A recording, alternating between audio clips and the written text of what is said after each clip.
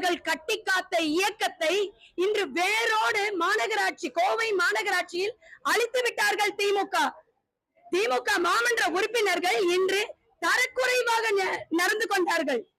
உலகமே திரும்பி பார்க்கக்கூடிய ஆட்சியாளர் தான் நம்மளுடைய காமராஜர் ஐயா.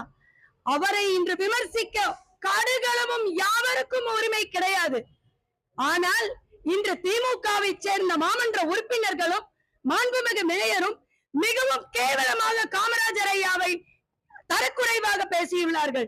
அது மட்டுமல்ல, காங்கிரஸ் ஆட்சியை மிகவும் தரக்குறைவாக பேசி காங்கிரஸ் ஆட்சி ஒழிக வேண்டும் என்ற கோஷத்தை இந்த மாமன்றத்தில் பேசியுள்ளார்கள், கோஷமிட்டுள்ளார்கள். ஜீவோ உள்ளது.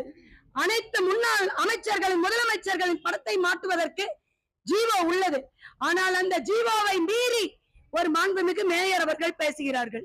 ஒரு மாண்புமிகு மேயருக்கு ஒரு ஜீவோ என்னவென்று தெரிய வேண்டாமா?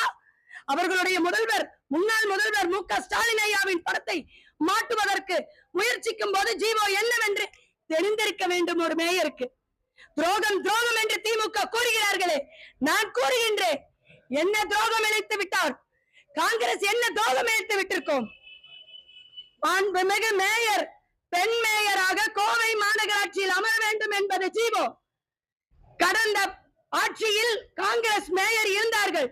அதற்கு பிறகு வந்த திமுக ஆட்சியில் காங்கிரஸ் மேயர் வரவேண்டிய சட்டத்தை மாற்றினார்கள். காங்கிரஸ் மேயர் கொடுத்தார்களா? கொடுக்காதது துரோகம் தானே. துணை மேயர் கொடுத்தார்களா? கொடுக்காதது துரோகம் தானே. கமிட்டி சேர்மேன் கொடுத்தார்களா? கொடுக்கவில்லை, அது துரோகம் தானே. எத்தனை மாவட்டங்களில் எவ்வளவு அநீதிகளையும் செய்துள்ளார்கள் காங்கிரஸ்காரர்களுக்கு, அது துரோகம் இல்லையா? பேசினால் வெட்கக்கேடு. அமைதியாக இருந்து கொள்ளுங்கள். அமைதியாக இருந்து மு க ஸ்டாலின் எவ்வளவோ நல்லது செய்திருக்கிறார். அந்த நல்லவற்றை சொல்லி நல்ல பேர் மீண்டும் மக்களிடம் எடுப்பதற்கு முயற்சி செய்ய வேண்டும்.